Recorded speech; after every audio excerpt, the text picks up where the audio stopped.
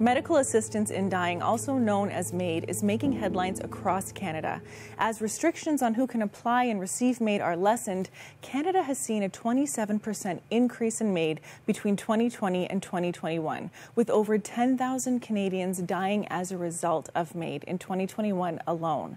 Joining me now to talk about this very important ethical, medical, legal, and spiritual issue in Canadian society is Executive Director and General Counsel of the Christian Legal Fellowship, Derek Ross, and Christian speaker, apologist, and practicing physician, Dr. Raphael Samuel. Thank you so much for being here today, Derek and Raphael. Thank you. Thank you for having us. Thank you.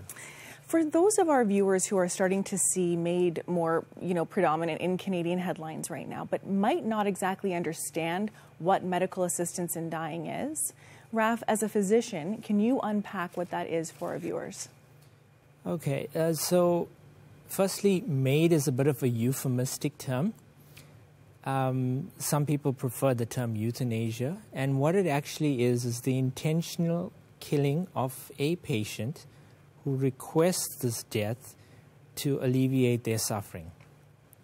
Now, this is quite distinct from what the general public may think as palliative care or end-of-life care, because the ends and the means of the two different aspects of care is completely different. So you see, the World Health Organization defines palliative care or end-of-life care as improving the health and the life of people suffering with terminal illnesses.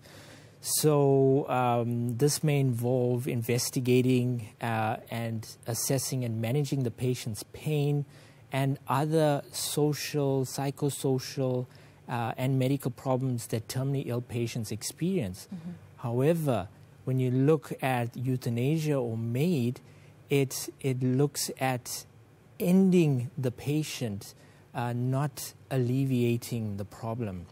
And it actually deals with terminating the patient instead of treating the signs and the symptoms, which is what palliative care would actually sort of look at.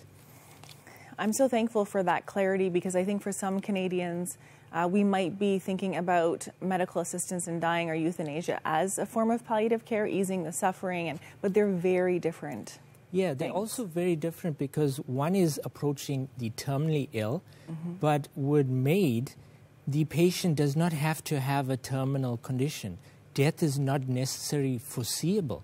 So I just point this example that was just in the media, where somebody actually opted for euthanasia because she had multiple chemical allergies. That was the reason. She couldn't afford housing, a proper housing to separate herself from these chemicals like cigarette smoke, and so she opted to end her life. It's so heartbreaking, and that's part of our discussion today, and diving deep on some of the ethical issues and the reality that MAID impacts people in such significant ways as a way to end your life, as opposed to helping actually alleviate suffering. Derek, in your work with Christian Legal Fellowship, you have been following the developments in the laws related to MAID for many, many years. Can you give our viewers a brief update on the history of MAID in Canada, and right now, who can apply for MAID and receive it? Sure. Well, until 2015, euthanasia or assisted death or medical assistance in dying was a crime. It was a crime for anyone, including a doctor, to end another person's life, even with their consent, for any reason.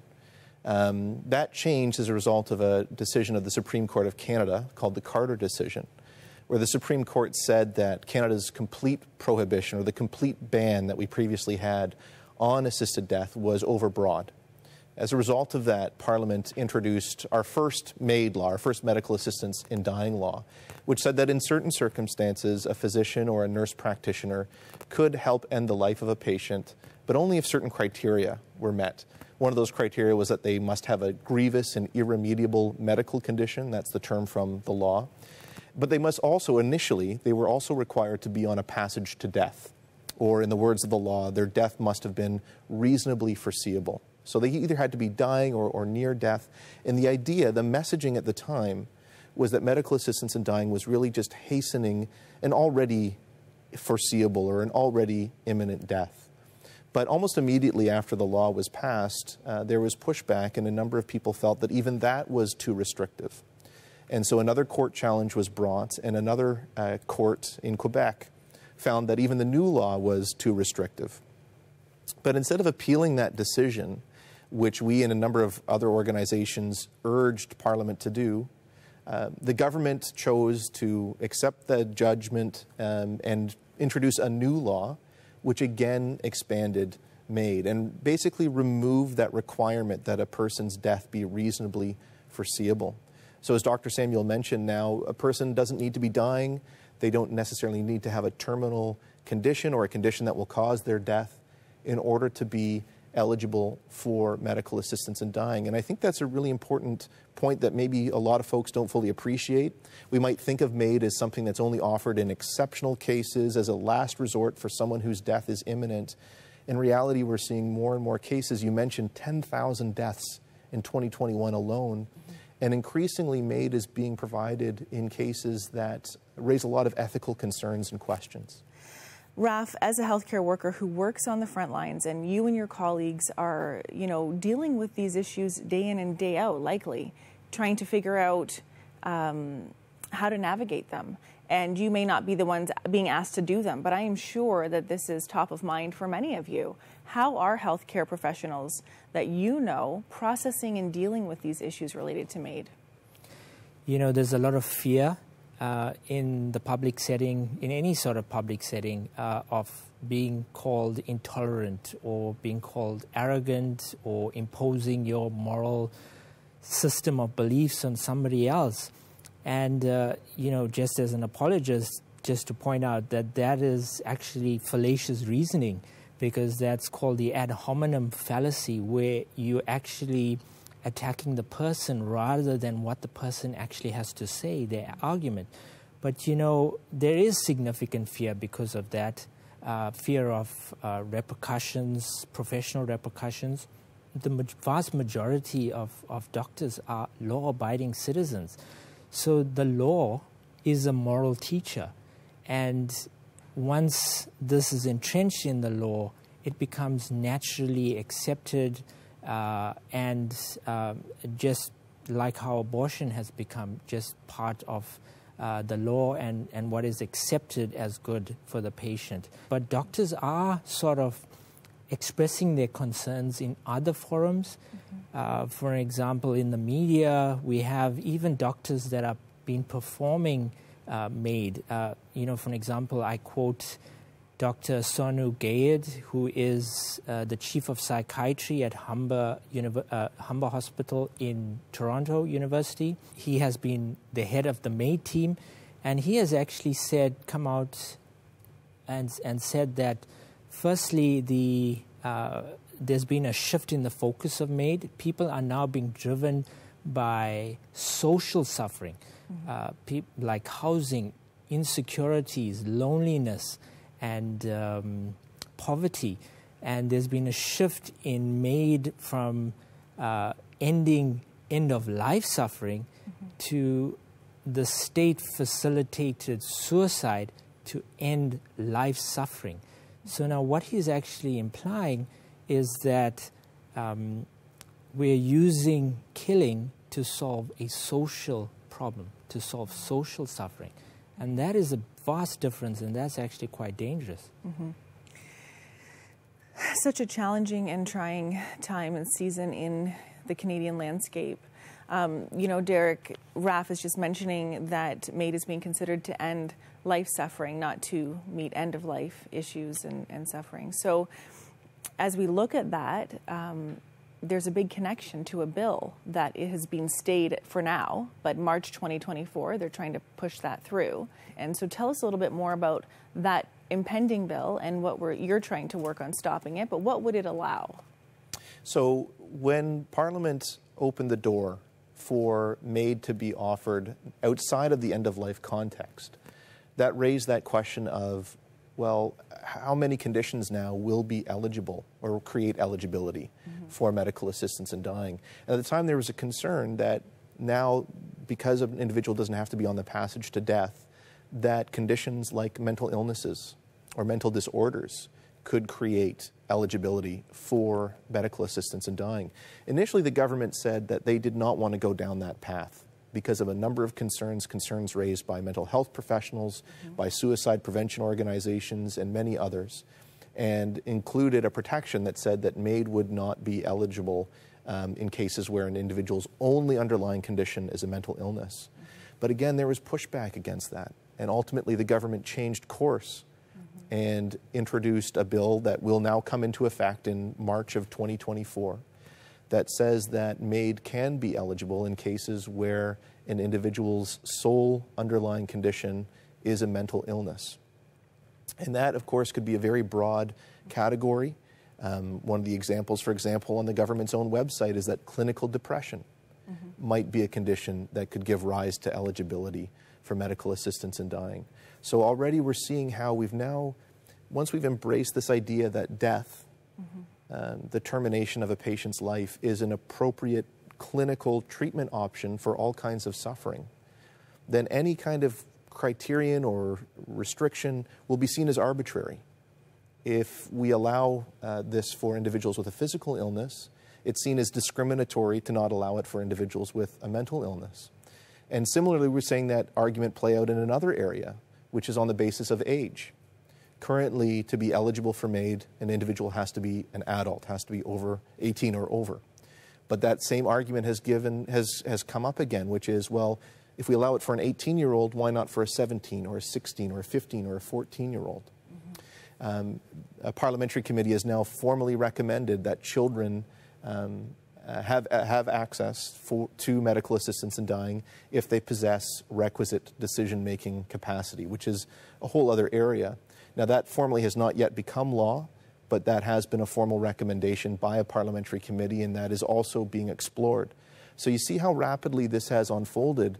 Medical assistance in dying in the span of 7 or 8 years has gone from being a crime to something that's available at end of life, to something that's available at any stage of life if an individual has a grievous condition, to something that's soon to be available in cases for mental illness alone, to potentially now being available to children.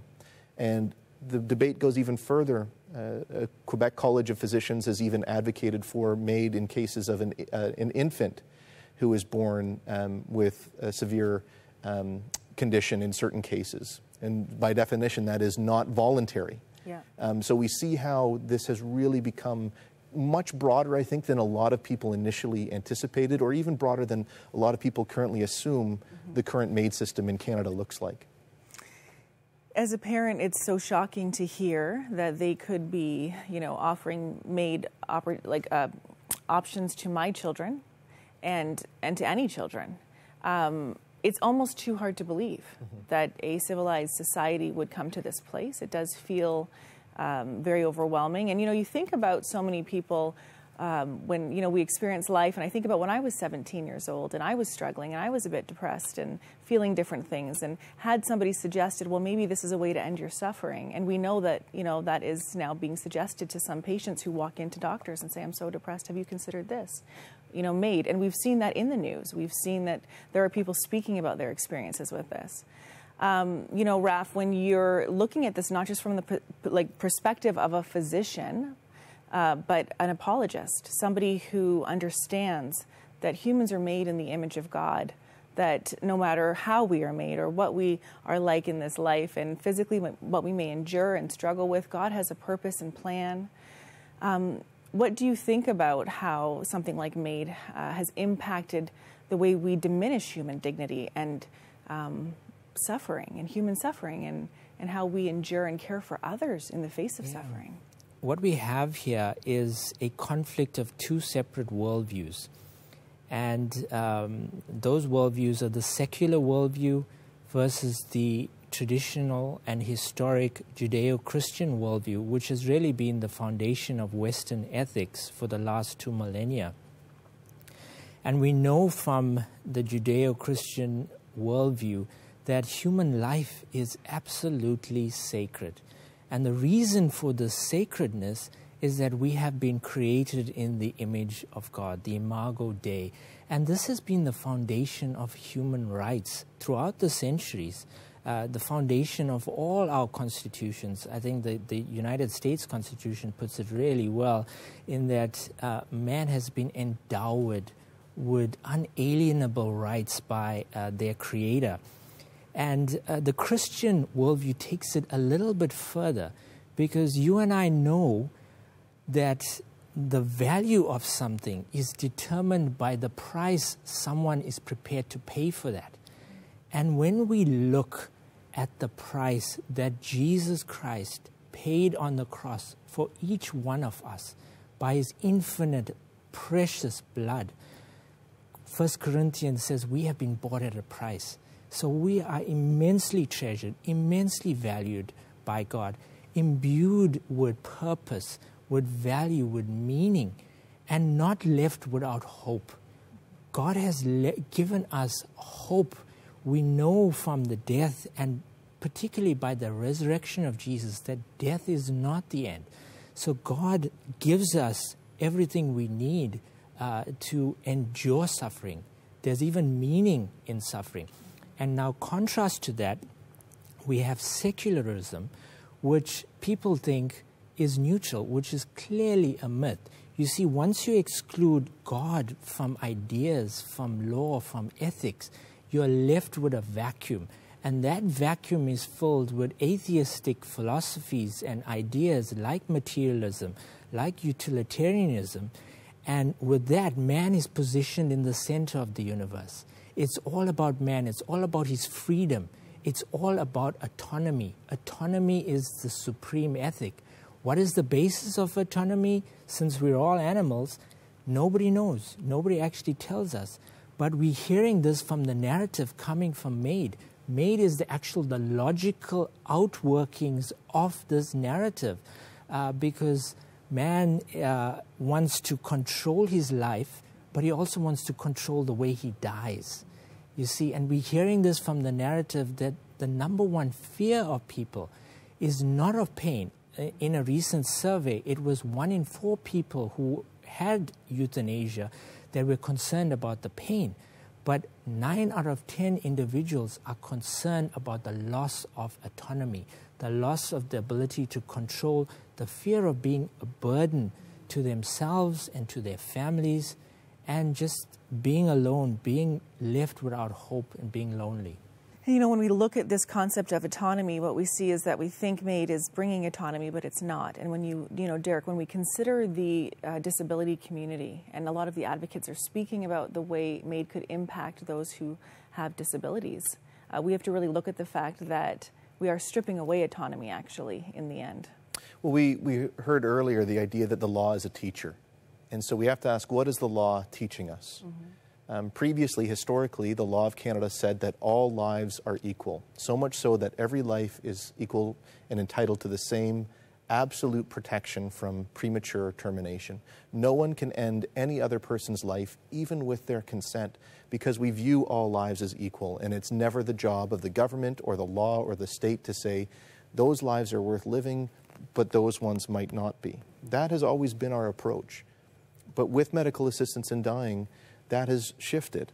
We now have created an exception to the once exceptionless protection of all human life. And we've said that, yes, there are some cases where it is appropriate for the government to step in and through our healthcare system help someone end their life because we view their suffering as beyond the reach of hope, essentially. And of course, the law doesn't say it in those terms, and that's not necessarily what people who support these laws believe. But we can't look necessarily at the intentions, but the effect of the law. And the effect of the law is to say that we now have 2 categories. We have those whose lives we will always protect and affirm and ensure will never be taken away by someone else, no matter what, no matter how they feel about their suffering, no matter how dark their experiences and difficult they are, we will always affirm them. But now there is this category we will say, perhaps those lives are no longer worth living. And the dividing line between those categories is this idea of a severe and grievous illness or condition. In other words, we're drawing a line solely on the basis of disability. And that is an inherently and intrinsically discriminatory message, that the lives of a person with a disability do not have the same right to life on the same equal basis as everybody else. And I think it's really important for us to say we view those lives with intrinsic and immeasurable worth and dignity, because every life is imbued and has the breath of the same Creator. The same imago Dei, the same image of God is in every human life, and so we uphold them and protect them equally. Yes. And you know, I think, Derek, for a lot of our viewers watching right now, they are probably feeling stirred up and saying, what can I do?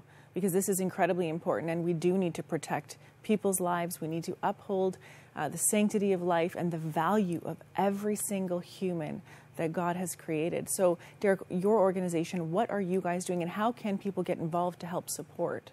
We see this as a fundamental human rights issue that we need to speak to. So we're engaged and have been in a number of these court cases, in making submissions to our lawmakers, to our governments, and that's something we continue to do. So I would encourage people to visit our website, christianlegalfellowship.org, and they can sign up to our newsletter and find out more about some of these initiatives. But I think also for individuals at home who are watching to know that they have every right in a democracy to make their concerns known. And so in an issue like this, when we're talking about when is it appropriate for our healthcare system to help end the life of a patient, well, that's something that we all bear responsibility for and can speak to and contribute to. And then the last thing, too, I'll mention, and Dr. Samuel mentioned this, the reasons people are resorting to MAID isn't always because of physical pain. In many cases, it's the result of existential or socioeconomic suffering. Of the 10,000 Canadians who died by MAID in 2021, over 30%, so more than 3,000 of those individuals who died, listed as a cause of their suffering the fact that they felt that they were a burden on others. Wow. That is just heartbreaking, and that's a societal failure. Yes. And so for those that are looking at this and feeling like, what can I do? I think so much can be done just in our relationships with those around us, and affirming them and helping them know that they aren't a burden, that we cherish those lives and want them to be part of our communities and our own lives as well.